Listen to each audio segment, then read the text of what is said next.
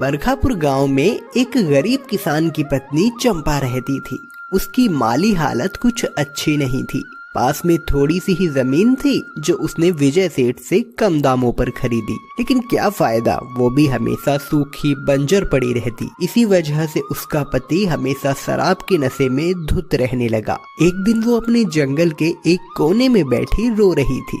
तभी एक बैल वहाँ आ जाता है और उससे पूछता है, आप कौन हो और रो क्यों रही हो? अब क्या बताऊं, अपनी तो किस्मत ही फूटी हुई है।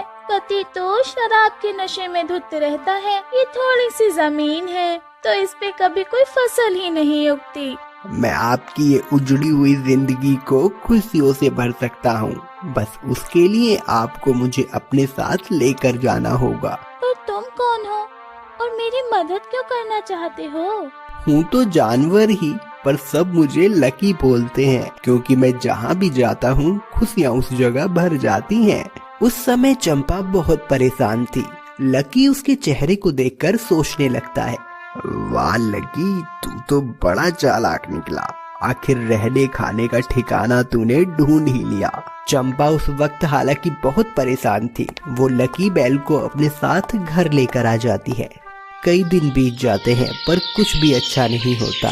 तुम तो कह रहे थे तुम हमारे घर आकर सब ठीक कर दोगे। बच्चों को 2 वक्त का खाना भी नसीब नहीं हो रहा, ऊपर से जमीन भी सूखी बंजर हो गई, उस पे फसल उग ही नहीं पाती। अगर ऐसा है तो आपको मेरे साथ आपकी उसी जमीन पर चलना होगा। क्या फायदा, इतनी बार कोशिश की, हर बार मेहनत बेकार ही गई। अब तो उम्मीद ही खत्म हो गई है। लकी किसी तरह चंपा को उस जमीन पर ले जाता है और खेत में बीज बोने को कहता है। आप इसमें इस बार सरसों नहीं बल्कि अनाज बोइए, फिर देखना आप अपनी बंजर जमीन का कमाल।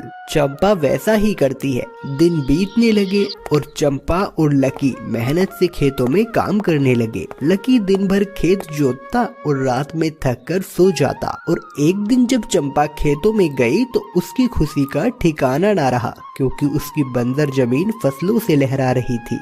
ये तो कमाल ही हो गया लक्की, तुमने सच में साबित कर दिया कि तुम्हारा नाम ही लक्की नहीं बल्कि तुम भी लक्की हो।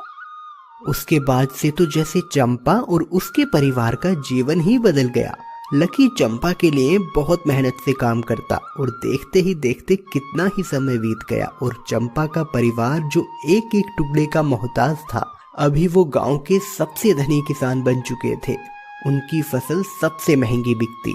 उनकी सूखी बंजर जमीन अब गांव की सबसे महंगी जमीन बन चुकी थी। ये सब लकी के दिमाग और मेहनत का ही तो कमाल था। अरे गजब हो गया मालिक, वो शराबी केशव है ना, वो इस गांव का सबसे बड़ा जमींदार बन चुका है। अब आपकी इज्जत गांव में कम हो जाएगी। क्या बक रहे हो अरमान? इस गांव के सबसे बड़े और अमीर जमींदार हम थे और रहेंगे। और वो केशव, वो तो शराब में मस्त रहता है ना, वो कैसे ये सब कर सकता है? ये सब केशव की पत्नी ने किया है सेठ। एक औरत होकर वो हमसे आगे नहीं बढ़ सकती। हम ये हरगिज बर्दाश्त नहीं कर सकते। 1 मिनट हरमन, ये वही जमीन है क्या जो बंजर थी, हमने चंपा को कम दामों पर बेची थी? हाँ सेठ, वही है। सेठ, आप कहें तो उसकी फसलों को आग लगाकर उसकी जमीन पहले की ही तरह बंजर कर दूं? नहीं हरमान, मुझे केशव की पत्नी को बर्बाद ही नहीं करना, बल्कि इस गांव का सबसे बड़ा जमींदार सेठ बने रहना है। और इसके लिए मुझे केशव की वो जमीन चाहिए जिसमें मैं और ज्यादा कमाई कर सकूं। सेठ के होठों पर एक गहरी रहस्यमयी मुस्कान आ जाती है, क्योंकि उसके दिमाग में वापस वो जमीन हासिल करने की एक तरकीब पनप चुकी थी। वो सीधा चंपा के घर आ जाता है। लकी बैल भी वहीं मौजूद था। अरे जमींदार सेठ, आप हमारे घर बैठिए ना। जरूर बैठेंगे चंपा, वैसे भी तुम एक समझदार और काबिल औरत हो। मुझे तुमसे एक जरूरी बात करनी थी। कहिए ना।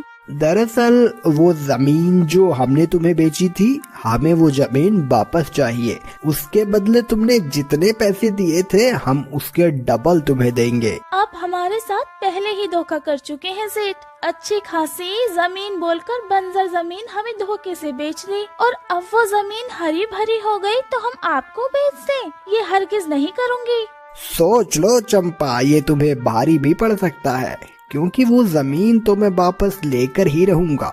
ये आदमी कुछ ठीक नहीं है, मालकिन को धमकी दे रहा है। मालिक तो नशे में धुत है, मुझे ही कुछ करना होगा। विजय सेठ चंपा को धमकी देकर चला जाता है और लकी चुपके से सेठ का पीछा करने लगता है। सेठ अपने घर में चला जाता है जहां पहले से हरमन मौजूद था। अरे हरमन, वो कागजात लाओ जो हमारी तिजोरी में रखे हैं उसी जमीन के। बिल्कुल, अभी लाया सेठ।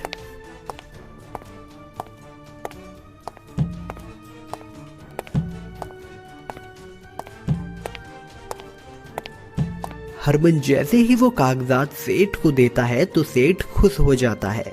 वैसे सेठ जी, ये किस चीज के कागजात हैं? ये उसी तरह जमीन के कागज हैं जो अभी चंपा के पास है। जब मैंने उसे बेची थी तब मैंने उसे असली कागजात नहीं दिए थे, हाँ बनवाए जरूर थे। इसका मतलब ये है कि वो जमीन चंपा से मैं अब भी छीन सकता हूँ। ये तो बहुत चालाक निकला। ऐसे तो मालकिन की जमीन हाथ से चली जाएगी, मुझे कुछ करना ही होगा। लकी सेठ की सोने की प्रतीक्षा करने लगता है और उसके सोते ही धीरे से सेठ के कमरे में घुस जाता है और वो कागजात उठा लेता है। अभी तो ये जमीन तुम नहीं छीन सकते सेठ, क्योंकि ये पेपर मैं मालकिन को ले जाकर देने वाला हूँ। लकी वैसा ही करता है। पहले तो चंपा को सेठ पर बहुत गुस्सा आता है, पर लकी की चालाकी से वो बहुत खुश हो जाती है। अगले दिन सेठ सीधा चंपा के घर आता है और बोलता है, अब तो तुम्हें वो जमीन देनी ही पड़ेगी चंपा, क्योंकि उस जमीन के कागजात तो मेरे पास हैं। कहीं आप इन कागजों की बात तो नहीं कर रहे सेठ?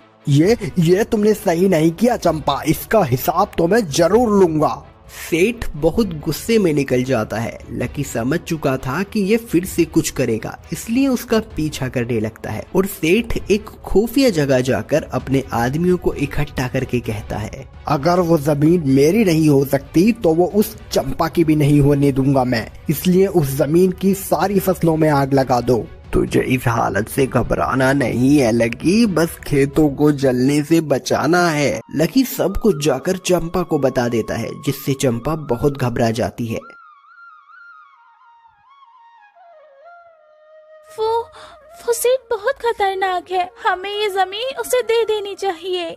नहीं मालकिन, कोई कितना भी खतरनाक हो, अगर होशियारी और चालाकी हो तो कुछ भी किया जा सकता है। मेरे पास एक तरकीब है जिससे हम उन्हें रोक सकते हैं। मैं आपको जैसा बोलूं बस आपको वैसा ही करना है। लकी चंपा को कुछ समझाता है और वो दोनों उसी जगह पहुंच जाते हैं जहां उन्होंने पेट्रोल से भरी कैन रखी देखी थी।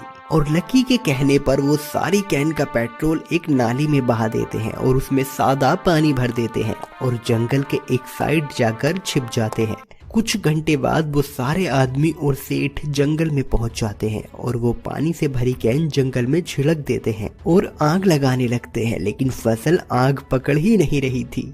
अब ये आग क्यों नहीं लग पा रही? तभी चंपा और लकी उनके सामने आ जाते हैं। तुम कितनी भी चालाकियां कर लो सेठ, पर ये जमीन नहीं छीन सकते। ये चंपा मालकिन की है और उनकी ही रहेगी। अब एक बैल मुझे सिखाएगा? हाँ सेठ, तो मुझे अकेली कमजोर औरत समझता था ना कि इसका पति तो नशे में धुत रहता है, तो ये क्या ही कर लेगी। तो मेरे पास मेरे बच्चे जैसा ये लकी है जो कभी भी मेरे साथ गलत नहीं होने देगा। अच्छा, तो अब ये बैल तुझे मुझसे बचाएगा? अच्छा मजाक है। जिस बैल की तुम मजाक उड़ा रहे हो ना सेठ, ये वही है जिसने तुम्हारी सारी चालें बिगाड़ दी। चंपा कैन को पानी से भरना और जमीन के कागज वाली सारी कहानी सेठ को बताती है, जिसे सुनकर सेठ सुन्न रह जाता है। आज मैं समझ गया हूँ, कोई किसी से कम नहीं होता और ये बैल लकी सच में बहुत समझदार और चतुर है। आज के बाद मैं कभी तुम लोगों को परेशान नहीं करूँ।